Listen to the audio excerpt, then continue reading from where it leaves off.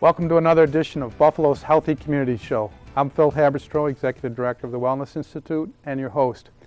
Today I'm really excited to have you with us. I've got something really special we're going to talk about.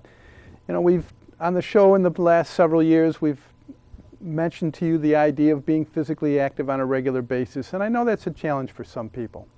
But today we're going to have some guests on that are going to show you a really fun and exciting way to stay physically active and even to meet new friends and lots of other good things. To my immediate left is Rob Leach. Rob, welcome. Thank you. Glad to be here. And Zoe Lavatelli. Zoe, hello. How are you? You. Great nice to see you both. Nice to see you. Rob and Zoe are two of the main proponents of swing dancing in the city of Buffalo. And I'm going to start with Rob because he's been at this a little bit longer, I think, than Zoe, as I understand. Rob, what is this swing dancing phenomena? Tell our viewers about swing dancing. Well, swing dancing has been around for a long time. It kind of came about during the mid-30s, maybe even earlier than that. Before our time. Yeah, in various places, like the Harlem, in Harlem, the Savoy Ballroom. That's kind of one of the epicenters of swing dancing. And then another epicenter of swing dancing where it came from was in Newport Beach in California. Those are for two main forms of swing dancing that are the most popular among kids, which is Lindy Hop and Balboa. And this was all tied into the big band sound at the time, sort of the main genre of popular music in those days? That's true. The big band music was being played and people just figured out how they were going to dance to it. And a lot of it came about because it was the merging of African rhythm and movement with European formal dancing. So it's really a multicultural, if you would, in its origin. Zoe Lavatelli, I know a lot of people know you from your work with Grassroots Gardens. A little plug for Grassroots Gardens there. Yep. So how did you get into swing dancing? Where did the interest and how did that develop for you? Well, as a young person, I had been interested in the music because in the late 90s there was a resurgence of swing music and popular culture. And so I had always been very interested, and I tried to take classes, and I did as a very young person. And I moved to Buffalo, and after falling in love with a really amazing band in New York, I moved to Buffalo and I saw a flyer for a weekly dance and beginner lesson called Lindy Fix. And so I wrote down the time and place and I went to Lindy Fix. And that's how I started learning to swing dance for real. You mentioned an important thing, and I want to draw Rob into this too. One of the things, and you'll see from some of the tape that we're going to be rolling here during the conversation, I was a rookie with Rob and Zoe a couple of weeks ago. But Rob, this is for anybody, right? I mean, you don't have to be, you know, Mr. or Mrs. Fred Astaire, Ginger Rogers, or today's, you know, who can dance type of show. The majority of dancers, you know, are all pretty much beginner level, and that's fine for them. They have a good time. Nobody cares if you can't dance. They just want you to dance with them. Well, I learned too when I was at the lessons. We switched partners all night long, so sometimes my partner was very experienced and very helpful then, and then sometimes they weren't. What can a person expect? I know you hold the dances, and there are many of them going on, but your group meets on Monday nights, correct, over at the on Lexington Avenue, where the Lexington Co-op used to be. What's the address over there, Rob? That's 220 Lexington. 220 Lexington. So when you go over there, you got to be there by around 8 o'clock, right? What's the night like?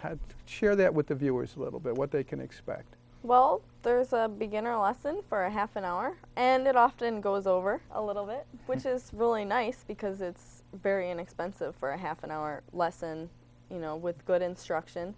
And it's really friendly atmosphere. After that, everybody just kind of gets up and social dances, and everybody asks everybody to dance, and you know, it's really laid back and friendly.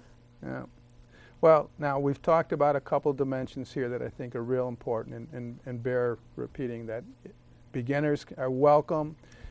Just come in your sneakers, right, Rob? You don't even, Yeah. I know you got the fancy shoes, but you're much more skilled at this, but you can start with your sneakers. There is a lot of camaraderie between the people there. I noticed that myself there, a lot of fun. But let me focus a little bit on the fitness side of this. Rob, do you warm them up a little bit before you get them into the more sophisticated dancing? Yes, usually we start people off with jitterbug. As they become more experienced with that, they'll usually move up to Lindy Hop and maybe some Charleston in between there somewhere. And then I think one of the more advanced dances, which is my favorite, is Balboa. And so once they become really good, they'll usually Last I heard of Balboa, he was an explorer. I seem to remember from history class. But that's another form of swing dancing that's out there. Zoe, do you notice the difference? I know we're going to have some interviews a little bit later here, but for you yourself, we've talked a little bit about this. When you're dancing regularly versus not dancing regularly, when you go back, do you kind of feel that you're like out of shape? Yes, definitely. Yeah. And I actually, since I moved to Buffalo and started dancing, I actually lost a lot of weight. Oh, great. Quite a bit, actually. And that is really now my main form of exercise. So when I don't dance for a while and I come back to it, I definitely feel it. Right. Well, and just on the technical side, we know that the Surgeon General now recommends that adults get at least 30 minutes of moderate physical activity on a daily basis. So when you're there Monday night, Rob, I think I counted myself for about 90 minutes of physical activity that night. But there are other places that you can go in the community too, and other ways that you can practice your dance with other people. Is that, Yes, that's true. In fact, just recently we went to a blues band at a bar, and nobody else was dancing but us. But just about any blues music, you can do swing dancing to. Yeah.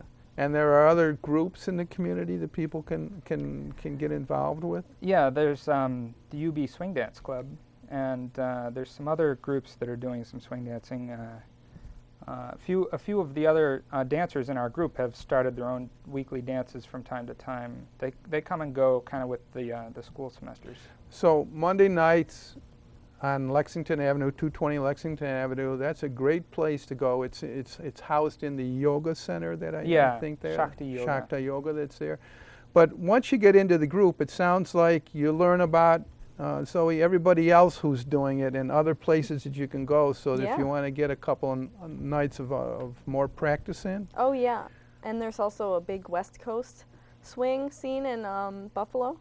Oh. And so, you know, a lot of people do that as well. And I think our friend Sylvie, she says she dances almost 7 nights a week. Oh, my Lord. Yeah.